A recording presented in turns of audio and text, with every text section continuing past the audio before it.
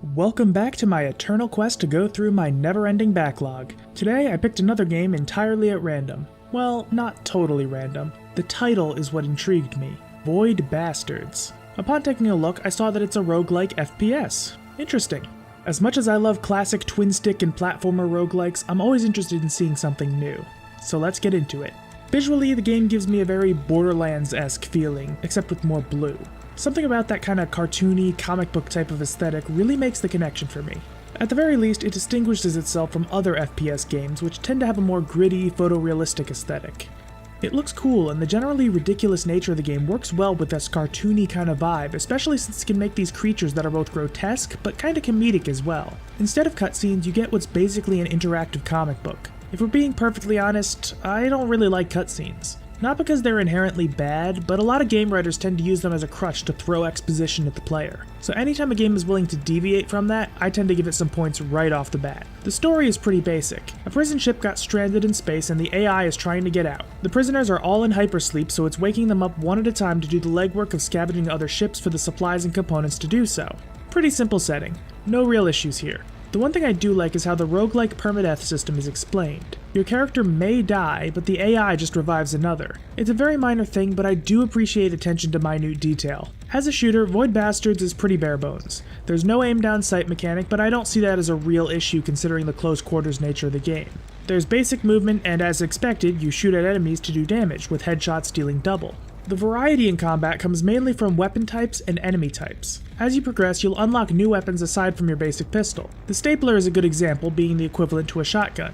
You can take one primary weapon, one indirect weapon like grenades, and one device like a distracting tool or a stun gun. So you can't take both the pistol and the stapler. You have to choose your loadout on each stage based on the threats and your ammo reserves. The enemies are also pretty interesting, though every single goddamn one of them is annoying. Most of them will basically see you, freak out a bit, and start shooting at you, though their behavior does vary. For example, spooks will periodically just disappear and teleport around, whereas scribes will run away when you get close. There's also tourists who just fucking explode when you get near. And then there's the screws, which quite fittingly can go screw themselves. They're basically these big lumbering tanks that hurt and take forever to kill. A lot of these enemies have some unique strengths and weaknesses, encouraging different loadouts. For example, spooks can be stunned with the aforementioned stun gun, which prevents them from teleporting and makes them extremely vulnerable to attack. Or the impatient, which is a swarm of tiny enemies who encourage you to use an area of effect or spread weapon rather than a high damage single target weapon. I do like the overall enemy design, though a lot of them can get very frustrating, especially if you happen to be forced into using a suboptimal weapon due to poor ammo reserves. The way you progress through the stages is by jumping from ship to ship, using one food and one fuel per jump. Run out of food and you'll take health damage. Run out of fuel and you can no longer jump. You can scavenge both of these resources from ships. You can see the enemy types that'll show up and a general idea of how many there'll be, any modifiers the stage will have, as well as any component the stage is guaranteed to have. More on that later. You also don't have to scavenge any one particular ship, and you can leave ships early without any penalty. This gives you a lot of freedom in how you want to attack the game. Maybe you'll just want to go the slow, methodical route and pick each location dry to stock up on everything. Maybe you'll just want to blitz toward the essentials. So now on to the main meat of the game. The whole idea is that you need to get the ship out of the black hole it's stuck in. To do that, you'll need to craft various things from components. As I mentioned earlier, each location is guaranteed to have a component, so you have a goal essentially marked out for you as to where you have to go. Of course, you can also collect components along the way that can be used to interact with the game's extensive upgrade system. Upgrades are handled by crafting items in the same menu that you use to progress the story. These can give you additional passive effects like having more time available in each location, or more health, or they can serve to unlock and upgrade your weapons and equipment. It's pretty nice, and it gives you a lot of stuff to keep shooting for, and it really feels like no run is a waste if you can at least make it through one ship, because then, at the very least, you've got a component that you can maybe use later on. The game itself is fucking hard. I find the weapons to be generally underpowered against all but the most basic enemies, even after a couple upgrades, and if you're not careful, you can easily blow through all your ammo. There's a rudimentary stealth system that the game kind of encourages you to use, but I don't think it's very good. For one, you're given very little feedback as to enemy field of view, how the sound you make affects things, and once you make a tiny mistake, your cover is blown and you have to either kill the enemy or run and risk bumping into more. Point being, I don't think the stealth system really fits into a close quarters game like this. I think honestly it would have been better if there were just a few places you could hide so that the tactic of sneaking and evasion could be a little bit more viable and less likely to blow up in your face. Or they could have given you a sneak attack damage modifier to at least incentivize a more careful approach rather than just guns blazing all the time. To be fair, I don't think the system really takes much away from the game, but I feel like it could have been done much better.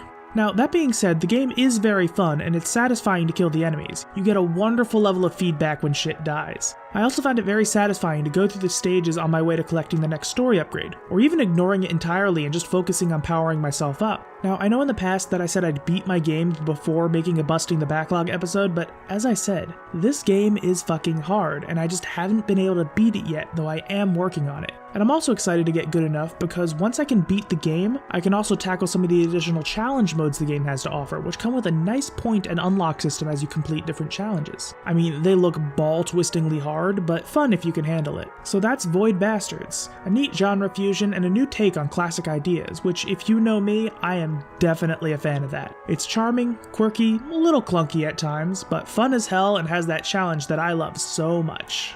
Thanks for watching. I should probably clear up a few things real quick. Firstly, the fact that this video was short. I know my Book of Demons video was basically the length of a normal video, but this is kind of what I was imagining for this series. Something I can just pump out real quick without going super in-depth like I would in a review. I just had a lot to say about Book of Demons specifically. The next thing is that this video was uploaded on a Monday.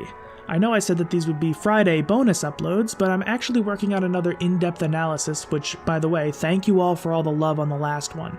I realized that there was absolutely no fucking way I was going to be able to finish it on time for today's release, so I just wanted to quickly finish this video and have it ready to go. I do want to do more in-depth stuff in the future, and a lot of that kind of stuff will take far more than 1 week to do, so I'll probably be using these videos to make sure I can at least keep to my upload schedule while I spend most of my time on the long-form content. Thanks again for watching. If you enjoyed the video, don't forget to leave a like and subscribe if you want to see more. I upload every Monday at 3 p.m. Eastern Standard Time, so make sure to check back in next week. Follow me on Twitter at AdsTweets for updates and memes, and follow me on Twitch at AdsGames if you want to see me edit most of my videos. Basically, as long as my footage contains no titties or premarital handholding, I'll edit the video on stream. Once again, thank you all for watching, and I'll see you next Monday. Hit the road, Jack, and don't you come back no more.